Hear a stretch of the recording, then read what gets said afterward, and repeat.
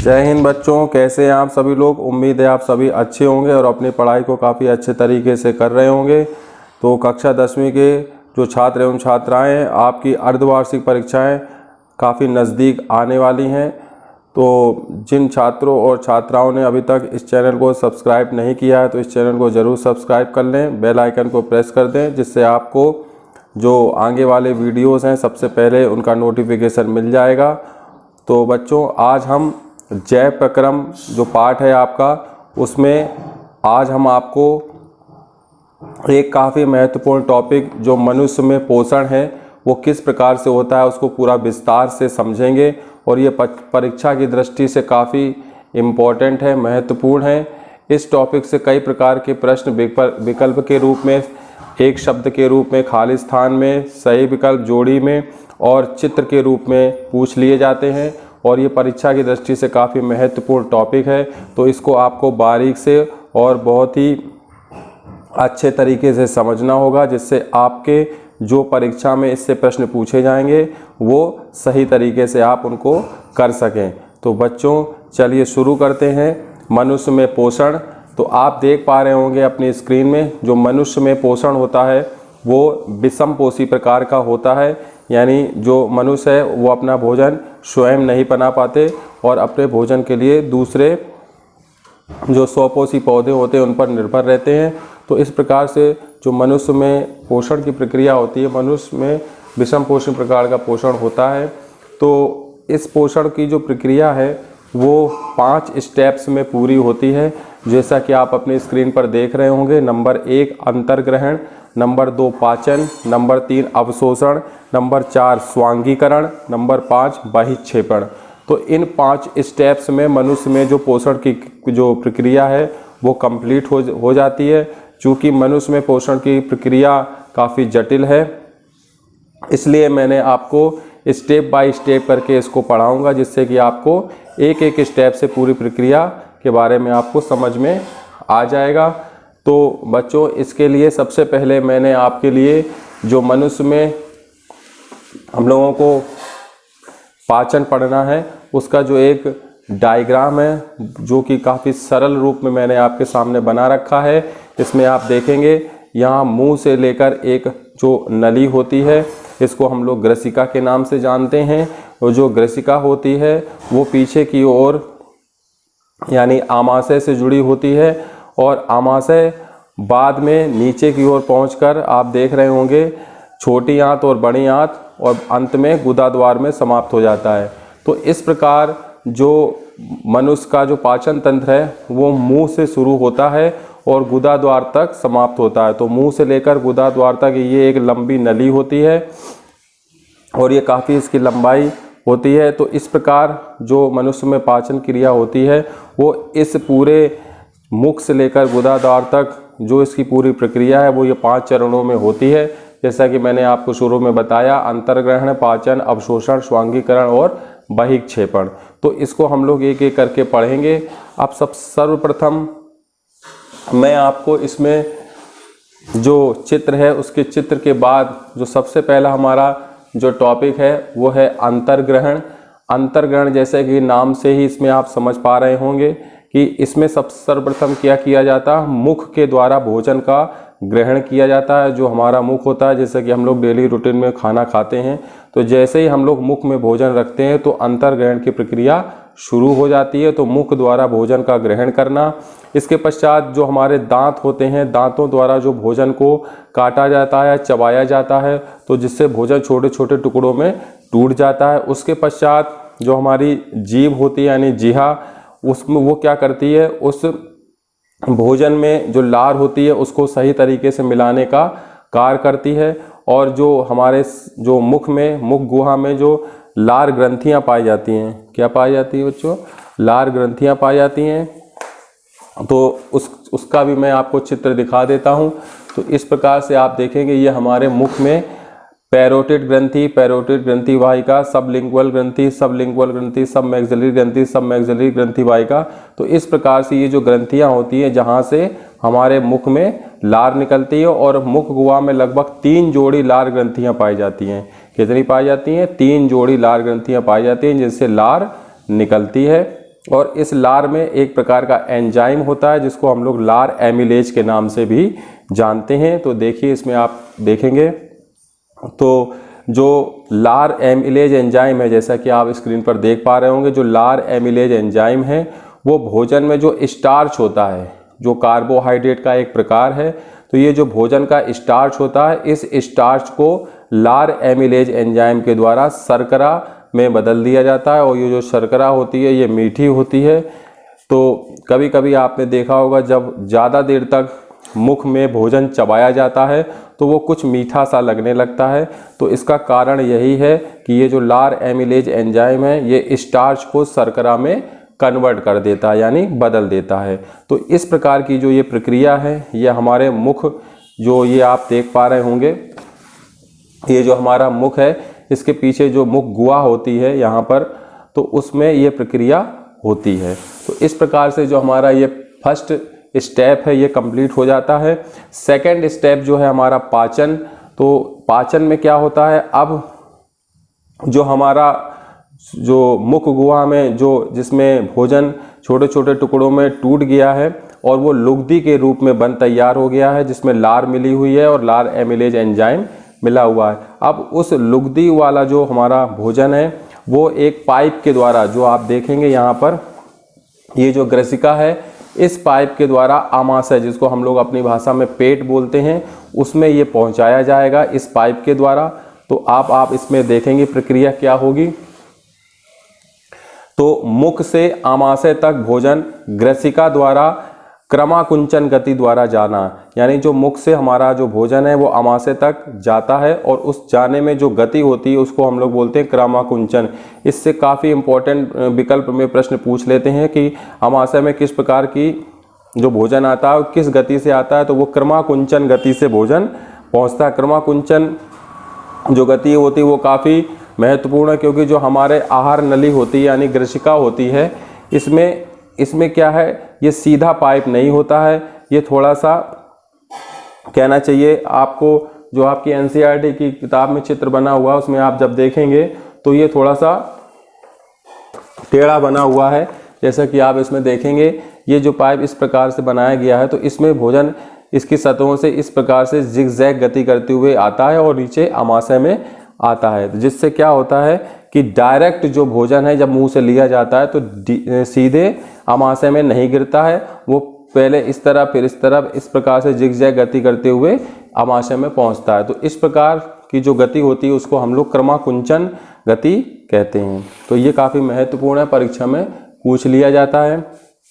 इसके पश्चात जो हमारा आमाशय होता है, उस आमाशय में जठर ग्रंथियाँ होती हैं। क्या होती हैं? जठर ग्रंथियाँ। तो ये जठर ग्रंथियों द्वारा कुछ स्रावित होता है। क्या क्या स्रावित होता है? 3 चीज़ें स्रावित होती हैं, जैसा कि आप देख रहे होंगे, पेप्सिन और HCl अम्ल और श्लेष्मा। 3 चीज़ें निकलती हैं, पेप्सिन निकलता है, HCl अम्ल निकलता है और श्लेष्मा निकलता है। अब ये क्यों निकलते हैं, इनका क्या काम है?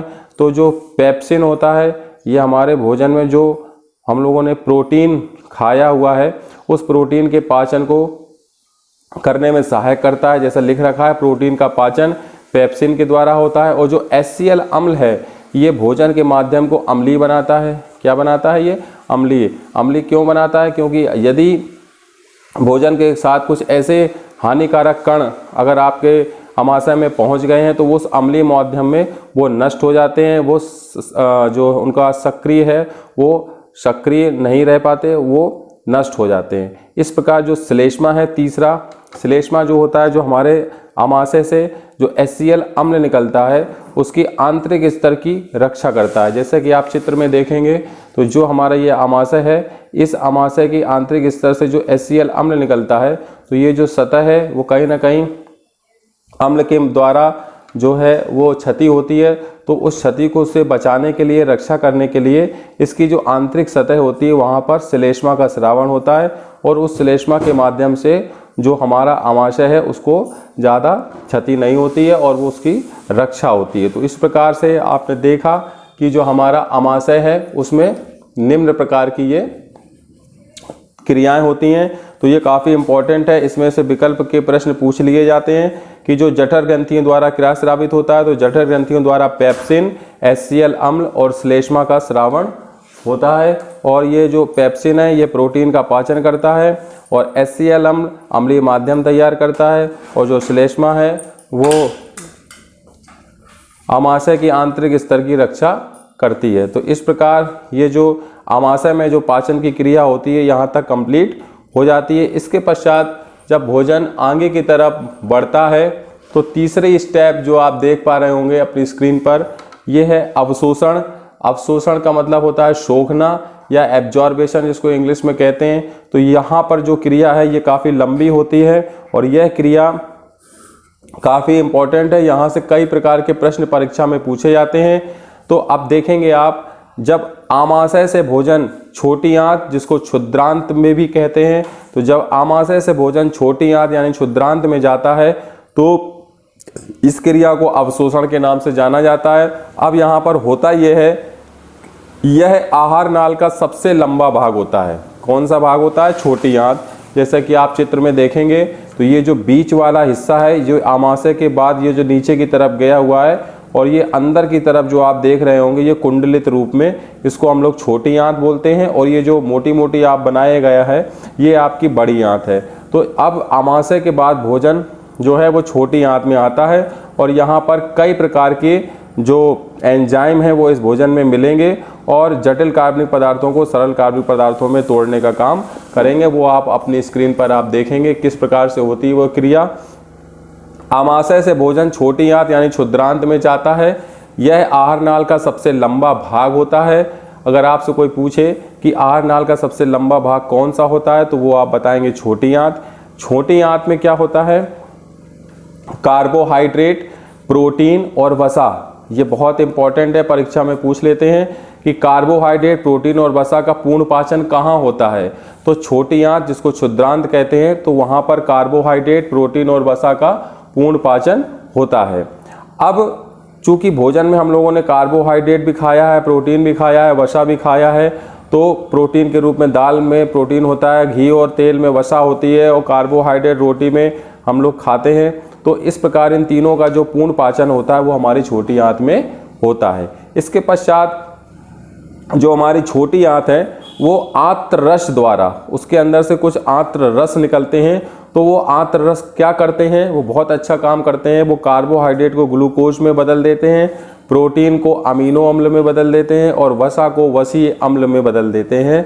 तो ये प्रश्न पूछ लिया जाता है परीक्षा में कि जो आंत्र रस होते हैं उनके द्वारा क्या क्या परिवर्तन किए जाते हैं। तो कार्बोहाइड्रेट को ग्लूकोज में, प्रोटीन को अमीनो अम्ल में, वसा को वसीय अम्ल में बदल दिया जाता है। तो ये आप स्क्रीन पर देख रहे हैं। इसके पश्चात आप अगला जो इसमें पॉइंट लिखा हुआ है, छोटी आंत जो है जिसको क्षुद्रांत के नाम से जाना जाता है, यह दो काम और करती है। क्या लिखा हुआ है? जैसे ये यकृत है जिसको इंग्लिश में लीवर कहते हैं तथा अग्नाशय जिसको इंग्लिश में पैंक्रियास बोला जाता है। तो यकृत और अग्नाशय से ये रस प्राप्त करती है, यानी कुछ सीक्रेट होता है। अब वो क्या सीक्रेशन होता है वो आप इसमें देखेंगे। जो यकृत है उसमें पित्त रस जो होता है, बाइल जूस जिसको कहते हैं, ये पित्त रस क्या करता है? भोजन के अम्लीय भोजन जो होता है वो उसको क्षारीय भोजन में बदल देता है। अम्लीय भोजन को क्या कर देता है? क्षारीय भोजन। अगर आपसे कोई पूछे विकल्प में कि यकृत से द्वारा जो पित्त रस स्रावित होता है वो भोजन के अम्लीय माध्यम को किस में बदल देता है? क्षारीय माध्यम में बदल देता है। इसके पश्चात ये जो पित्त रस होता है इसमें कुछ लवण भी होते हैं जिनको पित्त लवण कहते हैं। ये क्या करते हैं? तो ये क्या करते हैं? ये वसा जो आपने वसा के रूप में जैसे घी है या तेल आपने यूज किया है तो उसकी जो जटिल कार्बनिक पदार्थ यानी वसा की बड़ी जो गोलिकाएं हैं उनको छोटी छोटी गोलिकाओं में तोड़ने का काम करता है।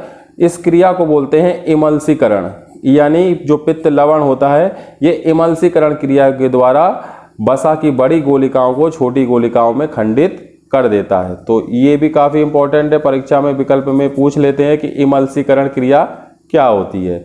इसके पश्चात आगे बढ़ेंगे तो आगे बढ़ने के पश्चात आप देखेंगे इसमें जो अग्नाशयी रस है, अभी तो मैंने बताया यकृत से क्या निकलता है? पित्त रस, और पित्त रस में क्या होता है? पित्त लवण। अब दूसरा जो है अग्नाशय, अब ये कहाँ होते हैं आपको चित्र में भी दिखा देते हैं कि ये जो आप चित्र देख रहे हैं ये अमाशय के नीचे जो आप देख रहे हैं ये मिर्च जैसा एक चित्र बना हुआ है, तो हरे कलर का, इसको लिख रहे हैं अग्नाशय। और जो यकृत बना हुआ है, यकृत के अंदर ये पित्ताशय जिससे पित्त रस निकलता है, जिसको गाल ब्लेडर भी कहते हैं। तो इस गाल ब्लेडर से पित्त रस निकलता है और अग्नाशय से अग्नाशयी रस निकलता है, जिसमें कई प्रकार के एंजाइम पाए जाते हैं। और इन दोनों का कनेक्शन छोटी आंत में होता है, यानी इन दोनों से जो रस निकलते हैं वो छोटी आंत में डायरेक्ट पहुंच जाते हैं। तो इस प्रकार अब आपको जो अग्नाशयी रस है, उस अग्नाशयी रस में देखिए, ये काफ़ी महत्वपूर्ण परीक्षा की दृष्टि से इसमें से विकल्प पूछ लेते हैं कि अग्नाशयी रस में क्या क्या होता है। तो अग्नाशयी रस में ट्रिप्सिन एंजाइम निकलता है, अग्नाशयी एमिलेज एंजाइम निकलता है और लाइपेज एंजाइम निकलता है। तो ये क्या काम करते हैं? जो ट्रिप्सिन एंजाइम है वो प्रोटीन का पाचन करता है, और जो अग्नाशयी एमिलेज है वो जटिल कार्बोहाइड्रेट का पाचन करता है, और जो लाइपेज है वो इमल्सीकृत वसा का पाचन करता है। ये काफ़ी महत्वपूर्ण है परीक्षा की दृष्टि से, इसमें से विकल्प पूछ लिए जाते हैं। दोबारा से सुन लीजिए, जो अग्नाशयी रस है ये 3 प्रकार के श्रावण करता है, यानी ट्रिप्सिन का, अग्नाशयी एमिलेज का और लाइपेज का। ट्रिप्सिन प्रोटीन का पाचन करता है, अग्नाशयी एमिलेज जटिल कार्बोहाइड्रेट का पाचन करता है, और जो लाइपेज है वो इमल्सीकृत वसा का पाचन करता है। यानी इमल्सीकृत वसा कौन सी? ये जो वसा की बड़ी कोशिकाओं को छोटी कोशिकाओं में खंडित किया गया था, जो पूर्व में मैंने आपको बताया था। इसके पश्चात यानी भोजन का जो अधिकांश पाचन होता है वो छोटी आंत में ही होता है, इसलिए छोटी आंत जो है वहाँ पर कार्बोहाइड्रेट, प्रोटीन और वसा का पूर्ण पाचन होता है। इसलिए जो अधिकांश पाचन की क्रिया होती है वो सब छोटी आंत में ही होती है।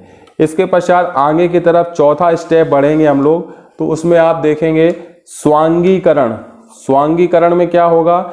इसमें जो छोटी आंत हमारी जो मनुष्य में होती है उसमें कुछ दीर्घ रोम पाए जाते हैं, जिसको इंग्लिश में विलाई कहते हैं। ये क्या करते हैं कि जो छोटी आंत से जो पचा हुआ भोजन है, अगर उसमें कुछ और भी पोषक पदार्थ रह गए हैं तो उनको वो सोख लेती है, अवशोषित कर लेती है, सतही क्षेत्रफल बढ़ाती है, जिससे वो अवशोषित हो जाते हैं। अब ये देखेंगे आप कहाँ होता है, तो ये जो छोटी आंत के बाद ये जो आपका हिस्सा दिख रहा है इसको हम लोग कहते हैं बड़ी आंत या बृहदांत्र। इसमें भोजन आप देखेंगे जो अगला स्टेप है स्वांगीकरण का, तो ये इसमें क्या होता है, जब छोटी आंत के द्वारा जो पचा हुआ भोजन है उसमें अगर कुछ मात्रा में कुछ आवश्यक पोषक पदार्थ शेष रह जाते हैं तो उसमें दीर्घ रोम पाए जाते हैं। तो दीर्घ रोम क्या करते हैं? सतही क्षेत्रफल बढ़ाते हैं, और सतही क्षेत्रफल बढ़ाने के कारण उसमें जो अवशोषण की क्रिया होती है वो तीव्र गति से होती है, और जो भी पोषक पदार्थ होते हैं वो उसमें से अवशोषित कर लिए जाते हैं।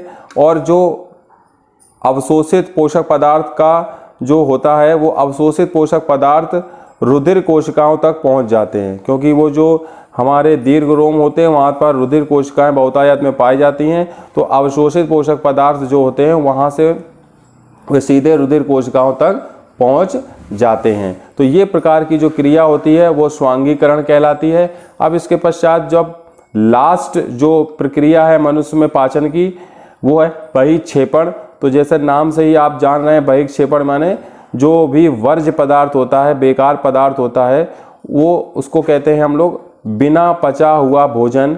अब ये बड़ी आंत में चला जाता है। कहाँ चला जाता है? बड़ी आंत में। बड़ी आंत कहाँ है वो मैं आपको चित्र में दिखा देता हूँ। ये जो हमने बनाई हुई है ये लिखा हुआ है बड़ी आंत। तो यहाँ से इसमें डाल दिया जाता है और फिर यहाँ से होता हुआ ये भोजन बड़ी आंत में पहुँच जाता है और गुदा द्वार के रास्ते से शरीर से बाहर कर दिया जाता है। तो आप इसमें देखेंगे जो बिना पचा हुआ भोजन है वो बड़ी आंत में जाता है, और वहाँ से भी अगर इस भोजन में भी अगर कुछ मात्रा में जल उपस्थित होता है तो उस जल का भी अवशोषण कर लिया जाता है, क्योंकि शरीर के लिए जल का काफ़ी महत्व है। और इस प्रक्रिया में जो जल है वो अवशोषित हो जाता है, और जो वर्ज्य पदार्थ होता है, वेस्ट मटेरियल होता है, वो शरीर से बाहर गुदा द्वार के द्वारा कर दिया जाता है। तो इस प्रकार से मनुष्य में जो पाचन की क्रिया है वो पूरी होती है, और ये 5 चरणों में होती है। वो काफ़ी जटिल प्रक्रिया है। तो इस प्रकार आपने देखा कि ये जो मनुष्य में पाचन तंत्र है उसकी जो प्रक्रिया है 5 चरणों में कंप्लीट होती है। तो ये था आज का जो वीडियो जिसमें मैंने आपको बताया कि मनुष्य में पाचन तंत्र यानी पोषण की जो प्रक्रिया है वो किस प्रकार से होती है। तो आपको इसमें क्या क्या याद रखना है, आपको इस चित्र की प्रैक्टिस करना है और चित्र की प्रैक्टिस के पश्चात जैसा कि मैंने आपको ये बताया है 5 चरणों में इसमें क्या क्या होता है वो आपको नोट कर लेना, हाईलाइट कर लेना है, जिससे आपको विकल्प वाले जो प्रश्न है बहुत आसानी तरीके से आप कर पाएंगे। तो ये थी जानकारी बच्चों मनुष्य में पोषण यानी पाचन तंत्र की पूरी संपूर्ण प्रक्रिया। मिलेंगे आपको नए वीडियो में नेक्स्ट टॉपिक के साथ, तब मैं वहाँ आपको पढ़ाऊँगा श्वसन के बारे में। उम्मीद है आपको ये वीडियो अच्छा लगा होगा। अच्छा लगा हो तो आप अपने साथियों के साथ इस वीडियो को शेयर कीजिए, चैनल को लाइक कीजिए, सब्सक्राइब कीजिए और मिलते हैं फिर नए वीडियो में नई टॉपिक के साथ। तब तक के लिए सभी विद्यार्थियों को जय हिंद, जय भारत, वंदे मातरम।